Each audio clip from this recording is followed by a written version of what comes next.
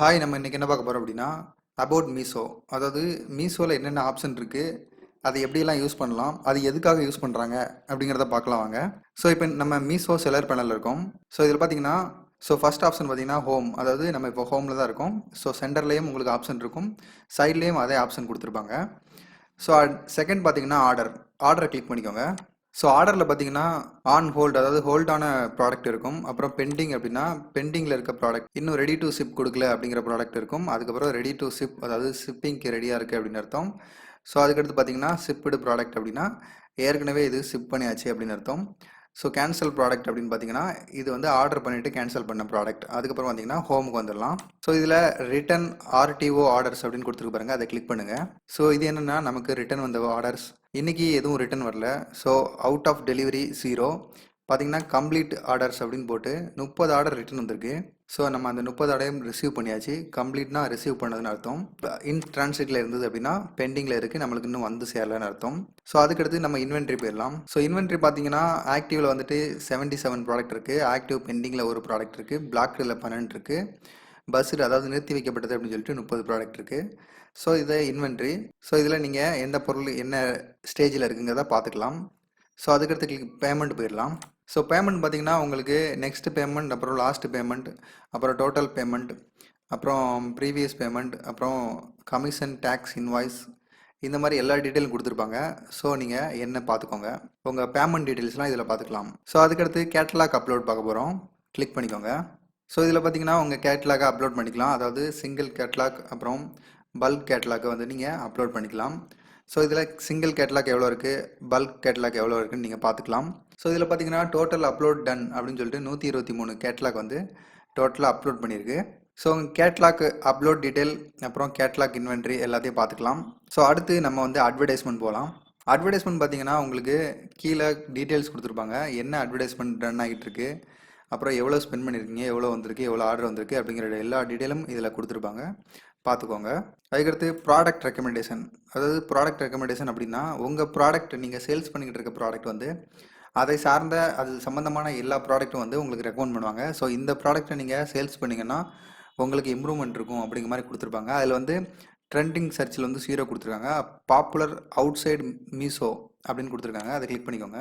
So இந்த பொருட்கள் வந்து பாப்புலராக சேல்ஸ் ஆகிட்டு இருக்கு அப்படிங்கிற மாதிரி கொடுத்துருக்காங்க.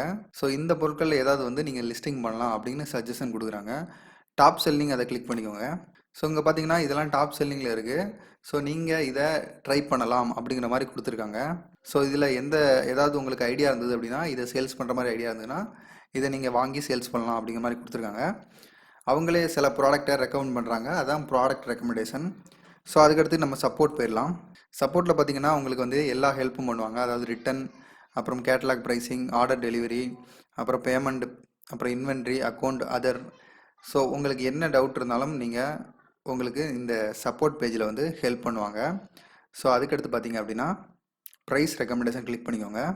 ஸோ ப்ரைஸ் ரெக்கமெண்டேஷன் பொறுத்த வரைக்கும் உங்கள் ப்ரைஸ் வந்து காம்படிட்டர் கொஞ்சம் கம்மியாக விற்கிறாங்க. ஸோ உங்கள் பொருளுக்கு வந்து நீங்கள் அவங்க அளவுக்கு நீங்கள் குறைச்சிக்கிட்டீங்க அப்படின்னா உங்களுக்கு சேல்ஸ் அதிகமாகும் அப்படிங்கிற மாதிரி சொல்கிறாங்க. இதில் வந்து 195 ரூபா என்னோட ப்ரைஸ், ஆனால் 170 ரூபாய்க்கு விற்றீங்க அப்படின்னா அதிக சேல்ஸ் போகும் அப்படின்னு சொல்லி அவங்க ரெக்கமெண்ட் பண்ணுறாங்க.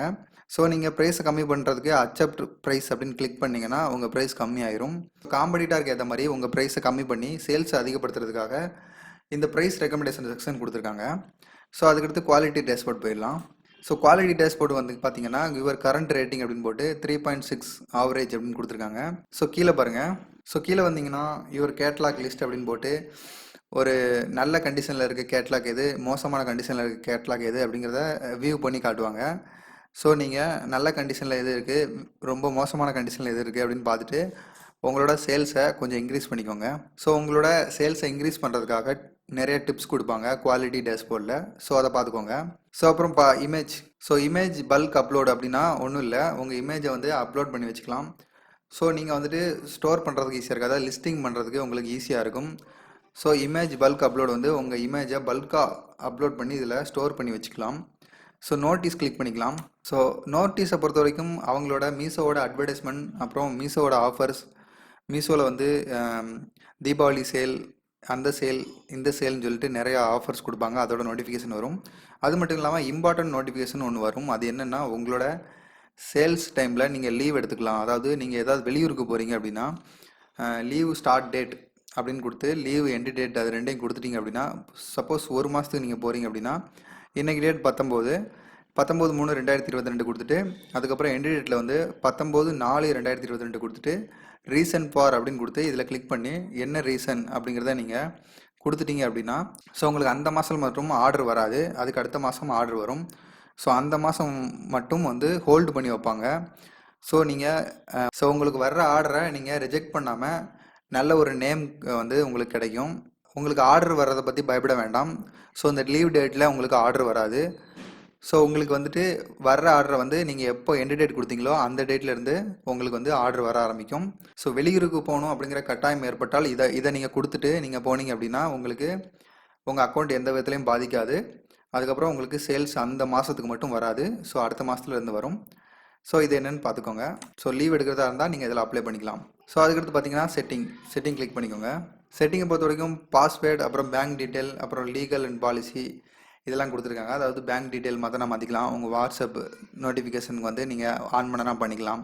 ஸோ பாஸ்வேர்டு சேஞ்ச் பண்ணிக்கலாம். ஸோ இந்த மாதிரி ஒரு ஆப்ஷன்ஸ்லாம் கொடுத்துருக்காங்க. ஸோ ஓவராலாக பார்த்தீங்கன்னா மீஷோவை பொறுத்த வரைக்கும் ரொம்ப சிம்பிளாக வடிவமைச்சிருக்காங்க. ஸோ இதில் வந்து சேல்ஸையும் நம்ம வந்து கொண்டு வரலாம், ஈஸியாக நம்ம வந்து உள்ள ரெஜிஸ்ட்ரேஷனும் பண்ணிடலாம், அதுக்கப்புறம் வந்து ஈஸியாக யூஸ் பண்ணக்கூடிய அளவில் கொடுத்துருக்காங்க. ஸோ இதே மாதிரி உங்களுக்கும் மீஷோவில் லிஸ்டிங் பண்ணி சேல்ஸ் பண்ணணும்னா கீழே டிஸ்கிரிப்ஷனில் லிங்க் கொடுத்துருக்கோம், அதை நீங்கள் கிளிக் பண்ணி மீஷோ செல்லர் ரெஜிஸ்ட்ரேஷன் பண்ணிக்கோங்க. ஸோ உங்களுக்கு ஏதாவது டவுட் இருந்தது அப்படின்னா நம்ம யூடியூப் சேனலில் இது சம்மந்தமாக நிறைய வீடியோ போட்டிருக்கோம். ஸோ பார்த்து தெரிஞ்சுக்கோங்க. தேங்க்ஸ்.